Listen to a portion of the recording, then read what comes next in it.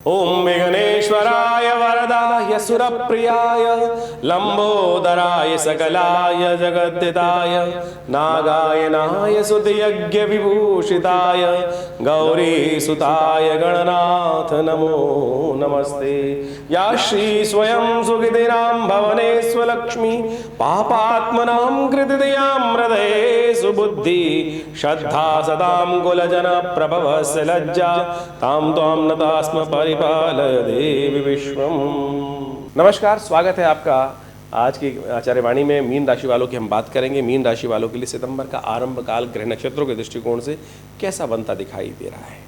देखिए, सितंबर का जो महीना है विशेष तौर पर भाद्रपद मास का महीना और आश्विन का महीना रहेगा, और ऐसे में ग्रह नक्षत्रों के दृष्टिकोण से ये समय कई प्रकार के कर्मों को करने का है, कई भारों को उतारने का है, कई शुभ योग को लेकर आता दिखाई दे रहा है। सोमवती अमावस्या का सुंदर योग भी इसमें बनेगा।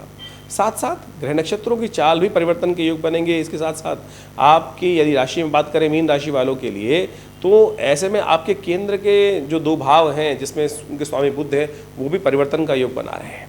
ये परिवर्तन का योग बड़ा विचित्र बनता दिखाई दे रहा है। बुध का ये परिवर्तन छठे भाव में जाना आपकी राशि के अनुसार से कुछ खास हिदायतों को आपको सम्मुख रखने का प्रयास करता है, तो वो सब हम आपको बताएंगे। उन सबको समझते हुए कार्य कर लेंगे तो आपके लिए अच्छा रहेगा। सिलसिलेवार समझें कि पहले बात करते हैं 1 सितंबर की, रविवार का अवसर, चतुर्दशी तिथि और ग्रह नक्षत्रों के दृष्टिकोण से समय आपके लिए बड़ा अच्छा दिखाई देता है।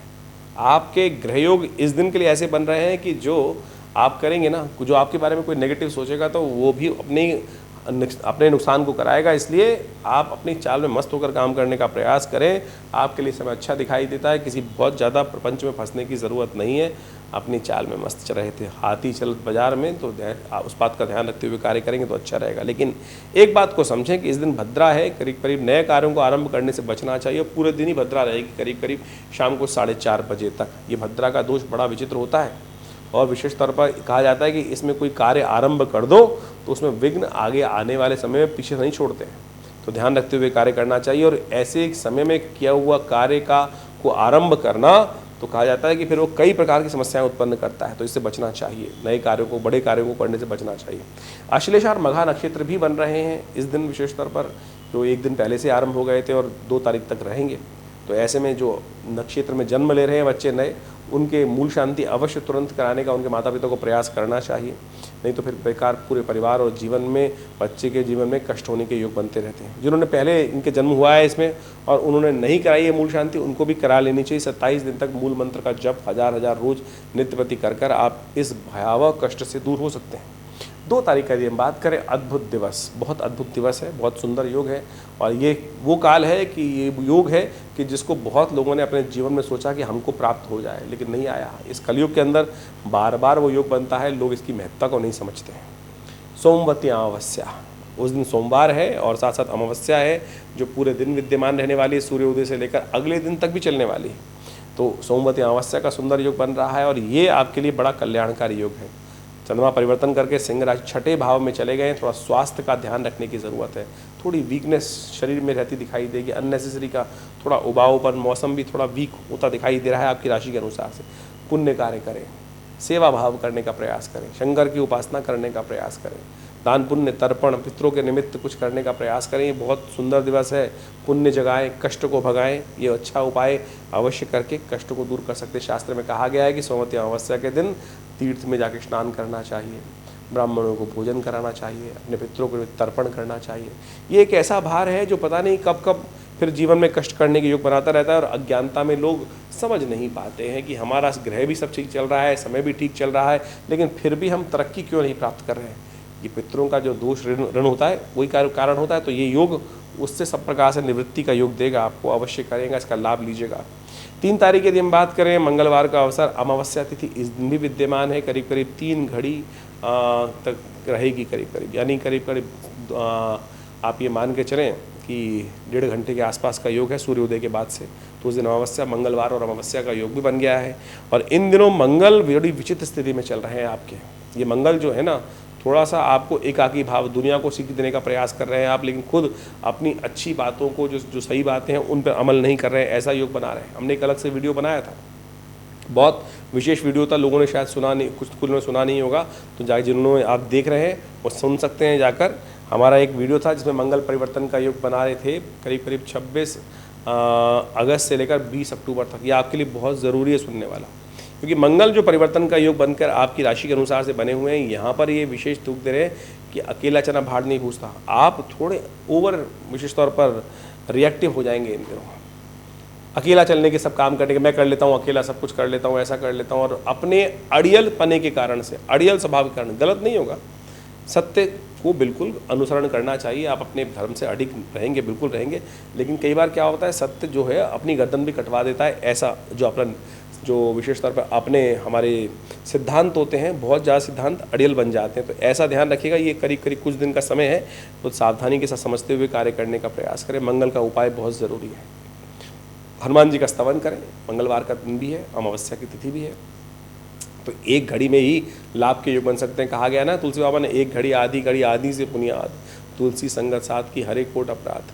हमने भी इस महत्व को, मुहूर्त को समझते हुए विवेकानंद योगाश्रम में सुंदरकांड का पाठ रखा है, जो शाम को रहेगा करीब करीब 6 बजे से यज्ञ के साथ। आप उसमें सम्मिलित हो सकते हैं। सवामनी का भोग भी रहेगा, हनुमान जी का पूजन रहेगा, चोला चढ़ेगा, सुंदरकांड का पाठ रहेगा।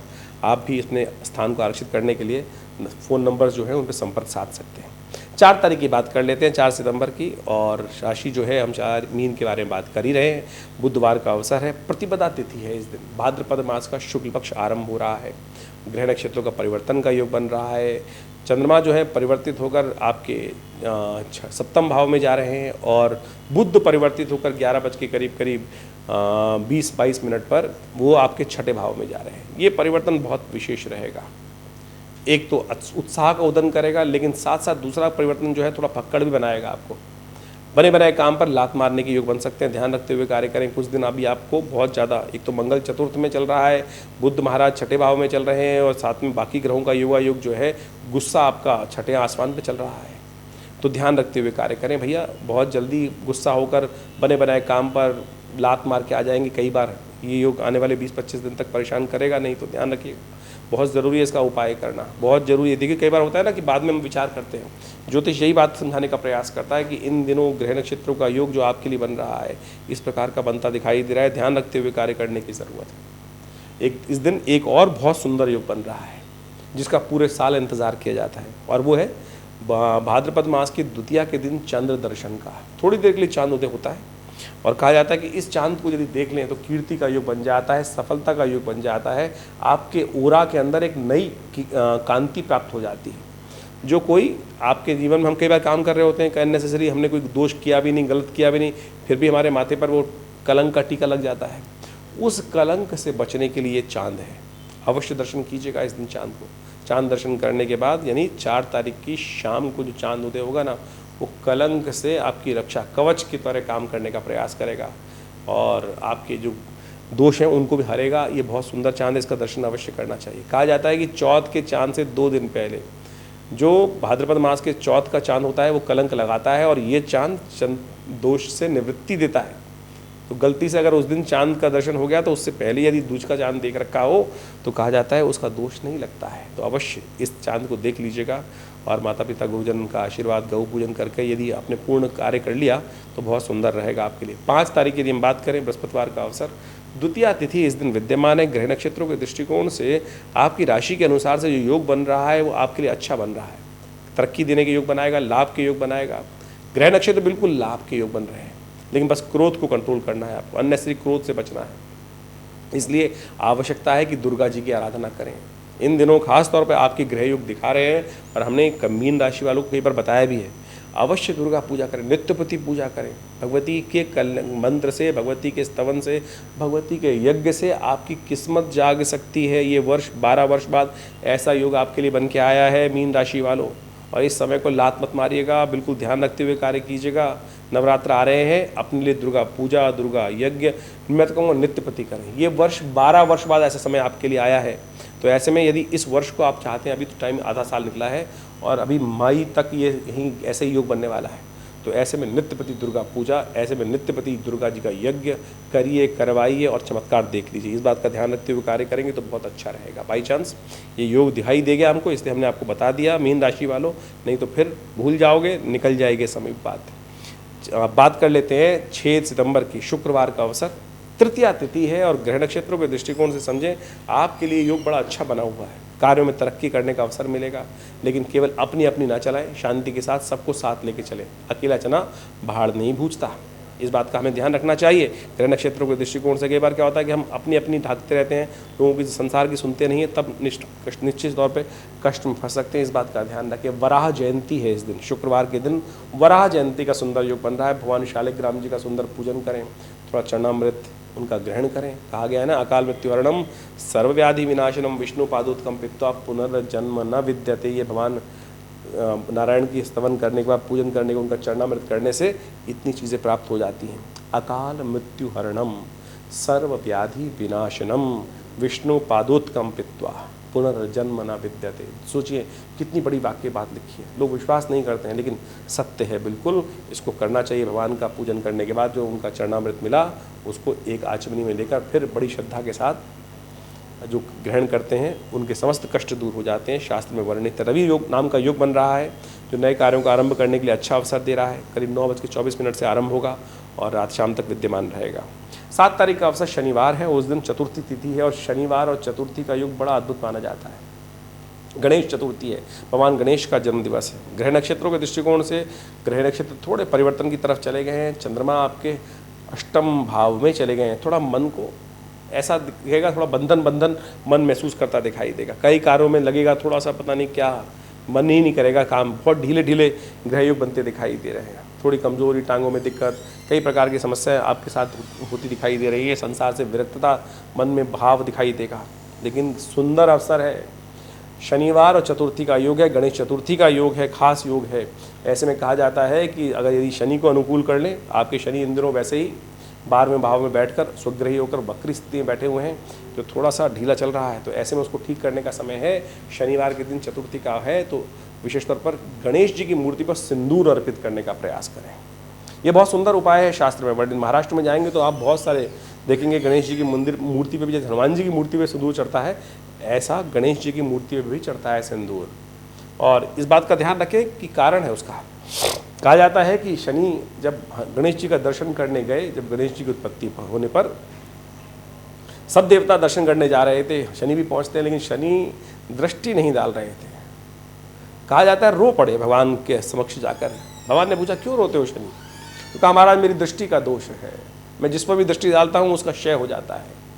तो भगवान के कहने पर भगवान ने शांत किया शनि को, फिर दृष्टि डाली। और कहा जाता है उसी दृष्टि दोष के कारण से आगे घटना घटी और भगवान का सिर जो था, गज का सिर भगवान को लगाना पड़ा। तो कहा जाता है कि ये शनि का दोष है, और शनि उसके प्रायश्चित के तौर पर कहा जाता है कि जो उनको सिंदूर चढ़ाते हैं गणेश जी को, भगवान शनि उन पर कभी कष्ट नहीं देते।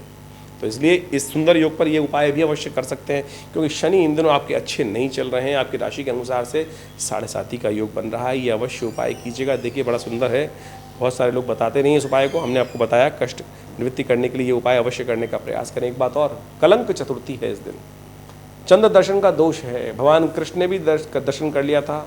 शास्त्र कहता है चौथ का चांद को जैसे त्याग देना चाहिए, उसी तरह से बहुत सारे कलंक के कार्यों से बच जाते हैं। नहीं, कई बार क्या हो, गलती से मत्थे भी लग जाता है चांद। हमने गाड़ी का हल्का सा इधर देखा उधर देखा और बाई चांस दिखाई दे गया चांद, बस सोच लीजिए। कई बार आपको बहुत आपने देखा होगा कि कुछ गलत नहीं किया, फिर भी कोई माथे पे लग गया कलंक। और इन दिनों ग्रह नक्षत्र आपके चल भी ऐसे रहे हैं, जो राहु आपके चल रहे हैं पूरी तरह से और लग्न में जो अननेसेसरी डार्कनेस दे रहे हैं, अननेसेसरी कलंक लगवा रहे हैं, तो आपके लिए तो बहुत ज़रूरी है। तो चांद दर्शन बिल्कुल मत कीजिएगा, नहीं तो कष्ट हो जाएगा। और गलती से यदि देख लिया है तो शाम को ये कथा जो हमें बताने जा रहे हैं आपको, उसको सुन लीजिएगा। भगवान कृष्ण की कथा है, सत्यजीत और प्रसेन की और सत्राजीत की और प्रसेन की। ये अवश्य सुनकर उस दोष से भी निवृत्त हो सकते हैं। शास्त्र में देखिए हर तरह का रास्ता बताया गया है, तो आपको शास्त्र पुराण कहीं बीच में नहीं छोड़ते हैं, समझ लीजिए, उससे भी लाभ मिलेगा। तो भारतीय संस्कृति में आप समझें कि जितनी भी बातें वर्णित की गई हैं वो कहीं ना कहीं पौराणिक मतों से उसको जोड़ने का प्रयास किया गया। पौराणिक मत के अनुसार से उस कथा का बड़ा वैज्ञानिक महत्व भी है। अब भगवान कृष्ण ने भी चौथ के चांद को देखा था, उन पर भी एक चोरी का दोष लगा, जो कथा बड़ी प्रचलित है शास्त्र के अनुसार से। और कहा जाता है इसका बड़ा महत्व इसलिए है कि हम सब लोग भी जीवन में रहते हैं और हम सब लोग भी कई बार गलती से उस चांद के दर्शन हो जाते हैं, चौथ के चांद के दर्शन। शास्त्र कहता है कि चौथ का तांज बिल्कुल किसी बुद्धिमान व्यक्ति को हमेशा त्यागना चाहिए, नहीं तो अननेसेसरी जीवन में कलंक लगने के अवसर बन जाते हैं। जैसा हमने कहा, भगवान कृष्ण ने भी दर्शन किया और वो भी नहीं बच पाए उस कलंक से। शास्त्र में कथा आती है, अब इस कलंक से बचने का तरीका क्या है। एक तो बड़ा बढ़िया तरीका यह है कि दूज के चांद को देख लिया जाए।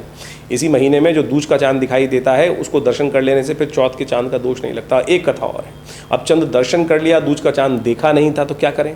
शास्त्र में कथा आई है कि सत्याजित की जो कथा है और प्रसेन की जो कथा है और भगवान कृष्ण के साथ जुड़कर जो मणि चुराने की जो बात है उसकी कथा को श्रवण कर लेने से भी ये दोष से निवृत्त हो जाता है। यदि गलती से आपने भी वो देख लिया है तो आप भी इस कथा का श्रवण कर लीजिए। हम छोटे से रूप में, संक्षिप्त रूप में इस कथा को बताते हैं आपको। शास्त्र में जो वर्णित है, एक सम्यंतक मणि थी, बड़ी अद्भुत थी। कहा जाता है कि उसका इतना दिव्य प्रभाव था कि वो मणि विशेष तौर पर प्रतिदिन अद्भुत रूप से स्वर्ण उससे निकलता था। मणि का इतना सुंदर प्रभाव था। कहा जाता है कि एक दिन सत्याजित जो भगवान कृष्ण के कुल में ही उत्पन्न हुआ था, भगवान का सखा था, उसने बड़े दिव्य रूप से, कहा जाता है सूर्य का उपासक था, भगवान सूर्य की उपासना करके भगवान सूर्य को प्रसन्न किया और सम्यंतक मणि, दिव्य मणि वहाँ से प्राप्त करी। और उस मणि का बड़ी अद्भुत प्रभाव शास्त्र में वर्णित है। कहा जाता है कि 8 भार का सोना, जितने मणि थी उससे 8 गुना ज़्यादा भार का सोना प्रतिदिन वो जो मणि थी वो देती थी और उससे जनमानस की सेवा करने का सुंदर अवसर लोगों को प्राप्त होता था। कहा जाता है जब उसने प्राप्त किया तो भगवान कृष्ण को ही पता चला, तो भगवान कृष्ण ने सत्याजित से कहा कि हे मित्र, इस मणि को तुम राजा को दे दो, और राजा को देने के बाद उग्रसेन महाराज को दोगे तो राज्य के काम आएगी ये मणि। तो कहा जाता है सत्याजित ने मना कर दिया। भगवान ने कहा चलो कोई बात नहीं, जैसी आपकी इच्छा, लेकिन ये सब निधियाँ जो हैं वो राज्य की सेवा, जनता की सेवा के लिए, जनमानस की सेवा के लिए होनी चाहिए और उसी से कार्य किया जाना चाहिए, केवल स्वांता सुखाय के लिए नहीं होना चाहिए। कहा जाता है कि एक दिन सत्याजित का जो भाई था, सत्याजित जो जिसको कहा जाता है, जिसका नाम प्रसेन था, वो एक दिन मणि को गले में लटका कर वन में चला गया, और कहा जाता है आखेट के दृष्टिकोण से, और उस मणि के कारण से कहा जाता है कि वो सिंह से साथ कहीं रास्ते में शेर मिला और शेर उस प्रसेन को खा गया।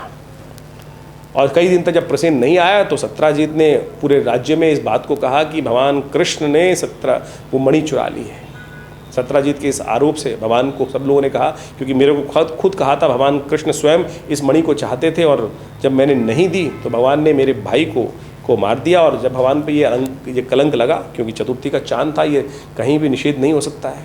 आपके जीवन में भी कई बार घटना घट जाती है, आपने कुछ किया नहीं है, फिर भी इस प्रकार की कुछ ना कुछ योग बन जाते हैं कि जो आपने कहीं ना कहीं गलती से कई बार चांद देख लेते हैं। तो ये तो उसमें उन सब कलंकों में से एक प्रभाव है, तो उस पर आपकी मिथ्या दोषारोपण हो जाता है। भगवान कृष्ण वन में जाते हैं, देखते हैं क्या क्या हुआ। जहाँ जहाँ वो सत्याजित के पैरों के चिन्ह थे उसको ढूंढते हुए वहाँ उस जगह पर पहुँचते हैं और देखते हैं वहाँ पास में ही एक सिंह मरा हुआ है, और पास में देखते हैं कि एक गुफा भी है और वहाँ पर प्रकाश आ रहा है और वहीं भालू के बच्चे खेल रहे हैं। कहा जाता है भगवान कृष्ण को सब समझ में आ जाता है कि सत्याजित वहाँ मरा पड़ा है और साथ में सिंह मरा पड़ा है, तो बच्चे जो थे वो रोशनी जो थे वहाँ उस मणि से खेल रहे थे। भगवान कृष्ण जब गुफा में प्रवेश करते हैं तो वहाँ पर जामवंत उपस्थित होते हैं। जामवंत भगवान को पहचान नहीं पाते, कई दिन तक भगवान का युद्ध चलता है, और उसके बाद जब जामवंत भगवान को पहचानते हैं और हार जाते हैं जामवंत भगवान से, तब कहा जाता है कि अपनी पुत्री का विवाह भी भगवान को समर्पित कर देते हैं और मणि भी दे देते हैं भगवान को। वो मणि लाकर वापस वो सत्याजित को देते हैं और पूरा आख्यान बताते हैं कि किस प्रकार से प्रसेन को सिंह खा गया और सिंह को जामवंत ने मार दिया। जिस प्रकार से सत्याजित को पूरी बात समझ में आती है और वो फिर इस प्रकार की कथा है। कहा जाता है इस कथा का श्रवण कर लेने से इस पूरे जो मिथ्या दोष लगने के योग बन जाते हैं वो दोष नहीं लगता। लेकिन सबसे बड़ी बात यह है कि हम चांद को देखें ही ना, उससे बचने के, इसलिए भारतीय संस्कृति में इस दिन को पत्थर चौथ भी कहा जाता है। पुराने ज़माने में तो कथा व्यवस्था ऐसी बताई जाती हैं, हमारे पिताजी के द्वारा ये बताया जाता था, बहुत पुरानी कथा भी, इस दिन लोग पत्थर मारते थे शाम के समय पे बाहर, जिससे कोई निकले ही ना।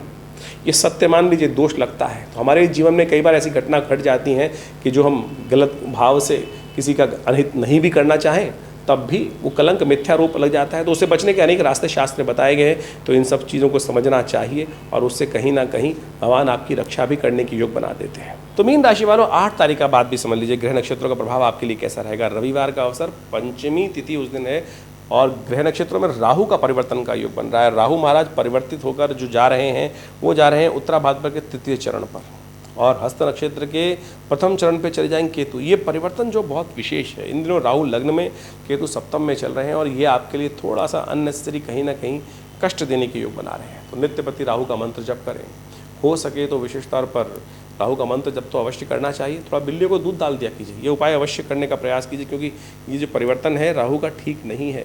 भगवान शंकर का भस्माभिषेक करना भी इसका उपाय बताया जाता है कि राहु लग्न में चल रहा हो तो अननेसेसरी सब कुछ होते हुए भी अभाव, और इस वक्त वैसे ही आपकी 7:30 का पदार्पण हो रहा है, तो सोच सोच कर पुक के काम करने का प्रयास करें, अच्छा रहेगा तभी आपके लिए। 9 तारीख के दिन बात करें तो सोमवार का अवसर, षष्ठी तिथि उस दिन है और ग्रह नक्षत्रों का परिवर्तन का योग बनेगा, वो आपके लिए कहीं ना कहीं कल्याण का योग बनाएगा, लाभ का योग बनाएगा। लेकिन थोड़ा चंद्रमा को प्रबल करना पड़ेगा। चंद्रमा थोड़ी प्रबल करने की जरूरत इसलिए क्योंकि भाग्य में तो चले गए हैं चंद्रमा, बृहस्पति के सम्मुख हो गए हैं, लेकिन चंद्रमा वृश्चिक में जाके क्षीण हो जाते हैं, कमज़ोर हो जाते हैं। तो सोमवार का अवसर भी है, कोशिश करें दूध का दान करें, हो सके तो थोड़ा दूध से भगवान सूर्य का अभिषेक करें, क्योंकि सूर्य षष्ठी भी है, बलदाऊ छठ भी है। छोटे बच्चों को दूध का दान करना भी आपके लिए बड़ा अच्छा रहेगा। सर्वार्थ सिद्ध योग का निर्माण भी होगा इस दिन, उस दिन सर्वार्थ सिद्ध योग का आप लाभ ले सकते हैं नए कार्यों का आरंभ करने के लिए। 10 तारीख मंगलवार, सप्तमी तिथि और ग्रह नक्षत्रों का योग आपके लिए ओवरऑल अनुकूल बना हुआ है। हिम्मत करें, बहुत सारी चीज़ें आपके बल में आती दिखाई दे रही हैं, सामर्थ्य से बहुत सारी चीज़ों का लाभ मिल सकता है। हनुमान जी का स्तवन करें, अच्छा रहेगा ग्रह नक्षत्रों का प्रभाव। ग्रहों का जो प्रभाव है वो बड़ा विचित्र है, इन सब प्रभावों को हमें समझना चाहिए। पंचांग के दृष्टिकोण से जो तिथि, मुहूर्त, वार इत्यादि सब आते हैं, ये कहीं ना कहीं बड़ा महत्व विशेष रखते हैं और इन सब का जुड़ाव कहीं ना कहीं कथाओं के माध्यम से भारतीय ऋषि मुनियों ने पौराणिक कथाओं के साथ जोड़कर, वेद के साथ जोड़कर, उपनिषदों के साथ जोड़कर उनका संबंध स्थापित किया। चाहे वो कोई जयंती आ रही है, चाहे कोई उत्सव आ रहा है, इन सबको हमें समझने का प्रयास करना चाहिए। मैंने आपको कई बार पहले ही समझाने का प्रयास किया है, पंचांग के साथ ज्योतिष को वास्तविक तौर पर आध्यात्मिक दृष्टिकोण से ही देखने की आवश्यकता है। अध्यात्म ज्योतिष को यदि कहा जाता है कि वेद का अंग है, लेकिन कुछ लोग तथाकथित तौर पर ज्योतिष को ऐसे उपस्थित करने का प्रयास करते हैं कि उसका अध्यात्म से कोई लेना देना नहीं है। समस्त ज्योतिष के ग्रह नक्षत्रों की जो कथाओं के रूप में हमारे शास्त्रों में वर्णन किया गया पुराणों इत्यादियों में, वो मुझको और आपको समझाने के लिए ही किया जा रहा है और इन कथाओं के माध्यम से हमें जीवन के रहस्य समझ में आते हैं और साथ साथ वो उसका निवारण करने का मार्ग भी मिलता है। जो प्राचीन कालों में, पराकालों में जो स्थितियाँ घटनी, ग्रह नक्षत्रों के योग बने, उससे जो संकट उत्पन्न हुए, जैसे इस एपिसोड के अंदर हमने आपको विशेष तौर पर बताया कि जिस प्रकार से भगवान कृष्ण पर मणि चुराने का आरोप लग गया था और कैसे उससे उन्होंने बचा और कैसे मैं और आप अपने जीवन के कष्टों को दूर कर सकते हैं। तो इन सब उपायों को हमें समझने का प्रयास करना चाहिए और उसके लिए पुराणों को अध्ययन, शास्त्रों का अध्ययन बहुत आवश्यक है। हमने प्रयास किया है कि अपने इस चैनल के माध्यम से हम आपके साथ भारतीय संस्कृति का परम वैज्ञानिक स्वरूप उपस्थित कर सकें और अनेक उपायों को हम पौराणिक मत से ही आपके समक्ष रखने का प्रयास करते हैं। जो शास्त्र में वर्णित उपाय है ना, वो ऐसे दिव्य हैं कि बड़ी आसानी से आप करेंगे तो आपको लाभ प्राप्त होगा। हम फंस जाते हैं पता नहीं कितने लाखों रुपए खर्च करने के चक्कर में, कोई आपको अंगूठी पहनाने के चक्कर में फंसा देता है, कोई कुछ और करने के चक्कर में फंसा देता है। तो प्रयास करें ज्योतिष को सरल रूप से अपने जीवन में उतारने का प्रयास करें, ज्योतिष बहुत सरल रूप से समझने का प्रयास करें। बहुत सारे लोग हम अपनी तरफ से सरलता के रूप में उपस्थित करने का प्रयास तो करते ही हैं, साथ साथ अध्यात्म को अपने साथ जोड़ें। देखिए पुरानी कहावत है, आए थे हरि भजन को ओटन लगे कपास। बड़ी विचित्रता है हमारे जीवन में कि हम आए थे इस लक्ष्य को, यानी इस पूरा जीवन की जो पद्धति है वो बड़ी विचित्र है। हम आए किस कार्य के लिए? उस परमात्मा को साधने के लिए मनुष्य जन्म प्राप्त किया, लेकिन इस संसार की माया में उपस्थित होकर यहीं को फंस जाते हैं और उस वास्तविक लक्ष्य से भटक जाते हैं। तो ज्योतिष को इस बात से समझने का प्रयास करें, कष्ट भी निवारण हो, जीवन में सुख का पदार्पण भी हो और साथ साथ और जो कष्टों को दूर करने के लिए जो उपाय हो वो शास्त्रोक्त हों, जो कहीं मति भ्रम न उत्पन्न करें। लेकिन आज ऐसे ऐसे उपाय जिनको सुनकर भी शर्म आ जाए, लोग ऐसी उपाय करने का प्रयास करते हैं, कथाओं को इस तरह से उपस्थित करने का प्रयास करते हैं कि अध्यात्म का उससे कोई लेना देना ही नहीं है। तो हम अपने इस आश्रम के माध्यम से, अपने विवेकानंद योगाश्रम के माध्यम से आपके समक्ष इन ज्योतिष की विभिन्न विधाओं को आपके समक्ष उपस्थित करने का जो प्रयास करें, उन सबको आप समझेंगे तो अच्छा रहेगा। दिल्ली में विवेकानंद योगाश्रम के माध्यम से ये सब विभिन्न कार्यक्रम समय समय पर चलते रहते हैं और अभी आने वाले समय में महालक्ष्मी व्रत आरंभ हो रहे हैं। ये महालक्ष्मी व्रत अद्भुत हैं, उनको यदि जीवन में कोई चमत्कार देखना चाहता है तो इन महालक्ष्मी व्रतों को जो अगले हम अपने एपिसोड के माध्यम से आपके समक्ष रखेंगे, उन विधानों को समझकर यदि आपने महालक्ष्मी के उस व्रत को विधि रूप से कर मुख्य मंत्र जप करके कर लिया तो आप समझिएगा जीवन में अद्भुत रूप से कल्याण का अवसर, आपके कष्टों को दूर करने का सुंदर अवसर आपको प्राप्त हो सकता है।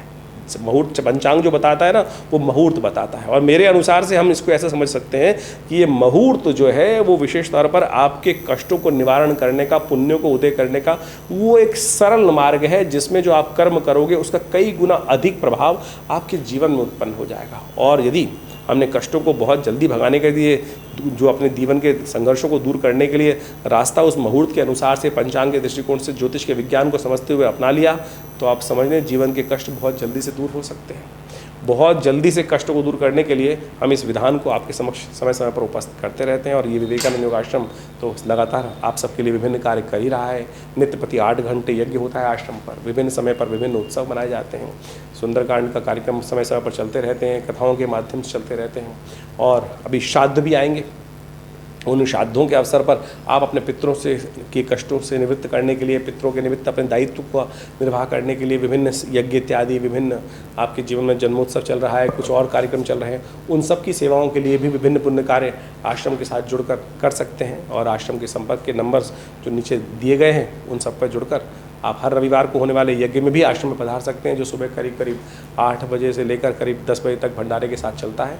आशा करते हैं आप सब आश्रम के साथ जुड़कर अपने जीवन में आगे बढ़ने का सुंदर प्रयास करेंगे। धन्यवाद, नमस्कार।